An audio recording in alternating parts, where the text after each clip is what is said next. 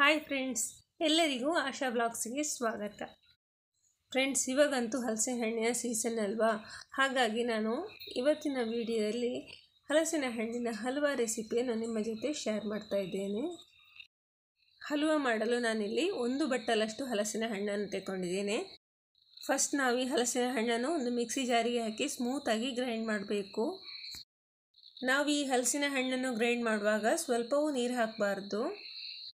ನೀರು ಹಾಕದೆ ಹಾಗೆಯೇ ಗ್ರೈಂಡ್ ಮಾಡಬೇಕು. ನೋಡಿ, ಈ ಥರ ಗ್ರೈಂಡ್ ಮಾಡಬೇಕು. ಇವಾಗ ಇದನ್ನೊಂದು ಪಾತ್ರೆಗೆ ಹಾಕಿ ಇನ್ನುಳಿದ ಸೊಳೆಯನ್ನು ಕೂಡ ಇದೇ ರೀತಿ ಗ್ರೈಂಡ್ ಮಾಡಬೇಕು. ಇವಾಗ ನನಗೆ 1 ಬಟ್ಟಲು ಹಲಸಿನ ಹಣ್ಣನ್ನು ಕೂಡ ಗ್ರೈಂಡ್ ಮಾಡಿ ಆಯಿತು. ನಾನಿಲ್ಲಿ ಒಂದು ಬೌಲಲ್ಲಿ ಗೋಡಂಬಿ ಅಥವಾ ಗೇರು ಬೀಜವನ್ನು ಚಿಕ್ಕ ಚಿಕ್ಕ ಪೀಸನ್ನಾಗಿ ಮಾಡಿ ಇಟ್ಟಿದ್ದೇನೆ.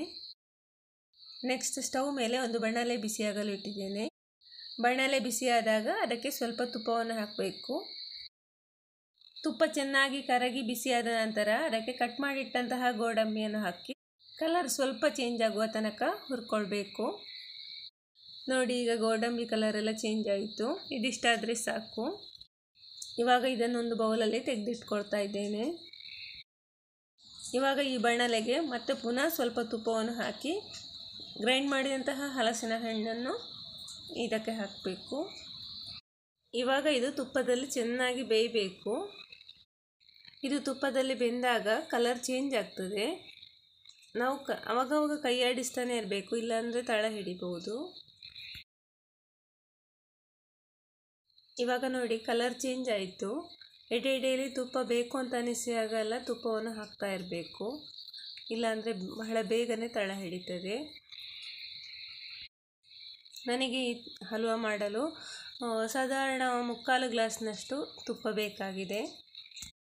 ಮತ್ತು ಈ ಹಲಸಿನ ಹಣ್ಣಿನ ಹಲ್ವಾ ಮಾಡಲು ಸ್ವಲ್ಪ ಟೈಮ್ ಹಿಡಿತದೆ. ಒಂದು 3/4 ಗಂಟೆ ಎಲ್ಲ ಬೇಕಾಗ್ತದೆ. ಅಂದರೆ ಇದು ಬಹಳ ಬೇಗನೆ ಆಗೋದಿಲ್ಲ. ಇವಾಗ ನಾನು ಇದಕ್ಕೆ ಅರ್ಧ ಕಪ್ಪಿನಷ್ಟು ಸಕ್ಕರೆಯನ್ನು ಹಾಕ್ತಾ ಇದ್ದೇನೆ. ಹಲಸಿನ ಹಣ್ಣು ಸಿಹಿ ಇರೋದರಿಂದ ಅರ್ಧ ಕಪ್ನಷ್ಟು ಮಾತ್ರ ಹಾಕಿದ್ದೇನೆ. ನಿಮಗೆ ಸಿಹಿ ಜಾಸ್ತಿ ಬೇಕು ಅಂತ ಇದ್ದರೆ ಇನ್ನೂ ಸ್ವಲ್ಪ ಜಾಸ್ತಿ ಸಕ್ಕರೆಯನ್ನು ಹಾಕ್ಬೋದು. ಕೆಲವೊಂದು ಹಲಸಿನ ಹಣ್ಣು ತುಂಬ ಸಿಹಿ ಇರುವುದಿಲ್ಲ, ಸ್ವಲ್ಪ ಸಪ್ಪೆಯಾಗಿರ್ತದೆ. ಅಂತಹ ಹಲಸಿನ ಹಣ್ಣಿನ ಹಲ್ವಾ ಮಾಡೋದಿದ್ರೆ ಸ್ವಲ್ಪ ಜಾಸ್ತಿ ಸಕ್ಕರೆ ಹಾಕಬೇಕು. ಇನ್ನಿದು ಗಟ್ಟಿಯಾಗುವ ತನಕ ಚೆನ್ನಾಗಿ ಕಾಯಿಸಬೇಕು. ಹಲ್ವಾ ಮಾಡುವಾಗ ಗ್ಯಾಸನ್ನು ಮೀಡಿಯಮ್ ಉರಿಯಲ್ಲಿ ಇಟ್ಟುಕೊಳ್ಬೇಕು, ಇಲ್ಲಾಂದರೆ ಬಹಳ ಬೇಗನೆ ತಳ ಹಿಡಿದು ಬಿಡ್ತದೆ. ಇವಾಗ ಇದಕ್ಕೆ ಹುರಿದಿಟ್ಟಂತಹ ಗೋಡಂಬಿಯನ್ನು ಸೇರಿಸಿಕೊಳ್ತಾ ಇದ್ದೇನೆ. ನಾನೀಗ ಈ ಹಲಸಿನ ಹಣ್ಣಿನ ಹಲ್ವಾ ಮಾಡುವಾಗ ಇಲ್ಲಿ ಏಲಕ್ಕಿ ಪುಡಿ ಹಾಕ್ತಾ ಇಲ್ಲ. ಯಾಕೆಂದರೆ ಹಲಸಿನ ಹಣ್ಣಿನ ಸ್ಮೆಲ್ಲೇ ತುಂಬ ಚೆನ್ನಾಗಿದೆ, ಹಾಗಾಗಿ ಏಲಕ್ಕಿ ಪೌಡ್ರ್ ಹಾಕ್ತಾ ಇಲ್ಲ. ಬೇಕು ಅಂತ ಇದ್ದರೆ ಹಾಕ್ಬೋದು.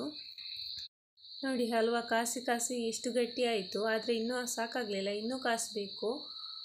ಇನ್ನೂ ಕಾಯಿಸಿದಾಗ ಇನ್ನೂ ಕಲರ್ ಚೇಂಜ್ ಆಗ್ತದೆ. ಇವಾಗ ನೋಡಿ, ಈ ಹಲಸಿನ ಹಣ್ಣಿನ ಹಲ್ವಾ ಗಟ್ಟಿ ಆಯಿತು. ಇದು ಆಯಿತು ಅಂತ ಗೊತ್ತಾಗಲಿಕ್ಕೆ ನಾವು ಹಾಕಿದ ತುಪ್ಪ, ಎಕ್ಸ್ಟ್ರಾ ಇರುವ ತುಪ್ಪ ಎಲ್ಲ ಸೈಡಲ್ಲೆಲ್ಲ ಬಿಟ್ಟುಕೊಳ್ತದೆ. ಆ ಸೈಡಲ್ಲೆಲ್ಲ ಬಿಟ್ಟುಕೊಂಡಾಗ ಹಲ್ವಾ ರೆಡಿ ಆಯಿತು ಅಂತ ಲೆಕ್ಕ. ಅಷ್ಟಾದರೆ ನಾವು ತಟ್ಟೆಗೆ ತೆಗೆದು ಹಾಕ್ಬೋದು. ಇವಾಗ ನೋಡಿ, ಇದರಲ್ಲಿ ಎಷ್ಟೊಂದು ತುಪ್ಪ ಬಿಟ್ಟುಕೊಳ್ತಾ ಉಂಟು. ಅಂದರೆ ಈ ಹಲ್ವಾ ಒಮ್ಮೆಗೆ ಜಾಸ್ತಿ ತುಪ್ಪ ತೆಕ್ಕೊಂಡು ನಂತರ ಅದು ಕೊನೆಯಲ್ಲಿ ಹೆಚ್ಚಿಗಿರುವ ತುಪ್ಪವನ್ನೆಲ್ಲ ಬಿಟ್ಟುಕೊಳ್ತದೆ. ಮೊದಲೇ ಒಂದು ಪ್ಲೇಟಲ್ಲಿ ಸ್ವಲ್ಪ ತುಪ್ಪ ಸವರಿ ಇಟ್ಟುಕೊಂಡಿದ್ದೆ. ಇವಾಗ ಈ ಪ್ಲೇಟಿಗೆ ಈ ಹಲ್ವಾವನ್ನು ತೆಗೆದುಕೊಳ್ತಾ ಇದ್ದೇನೆ.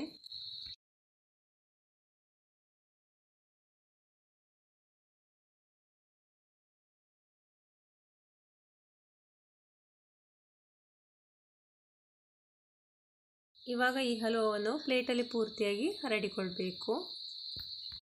ಇವಾಗ ಪ್ಲೇಟು ಪೂರ್ತಿಯಾಗಿ ಚೆನ್ನಾಗಿ ಹಲ್ವಾವನ್ನು ಹರಡಿದ್ದಾಯಿತು. ಇನ್ನಿದು ಪೂರ್ತಿ ತಣ್ಣಗಾಗುವ ತನಕ ಹೀಗೆ ಬಿಡಬೇಕು.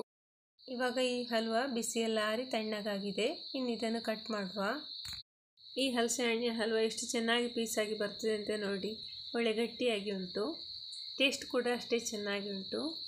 ಫ್ರೆಂಡ್ಸ್, ಹಲಸಿನ ಹಣ್ಣು ಸಿಕ್ಕಿದರೆ ಒಮ್ಮೆ ಈ ಹಲ್ವಾವನ್ನೊಮ್ಮೆ ಮಾಡಿ ನೋಡಿ, ತುಂಬ ರುಚಿಯಾಗಿರ್ತದೆ. ಫ್ರೆಂಡ್ಸ್, ಇವತ್ತು ನಾನು ಮಾಡಿದಂತಹ ಈ ಸ್ವೀಟ್ ರೆಸಿಪಿ ನಿಮಗೆಲ್ಲರಿಗೂ ಇಷ್ಟ ಆಗಿದೆ ಅಂತ ಭಾವಿಸ್ತೇನೆ. ಇಷ್ಟ ಆದರೆ ಆಶಾ ಬ್ಲಾಗ್ಸ್ ಚಾನಲನ್ನು ಲೈಕ್ ಮಾಡಿ, ಶೇರ್ ಮಾಡಿ, ಹಾಗೆ ಸಬ್ಸ್ಕ್ರೈಬ್ ಮಾಡಿ. ಮುಂದಿನ ಬ್ಲಾಗಲ್ಲಿ ಸಿಗುವ. Thank you for watching. Bye.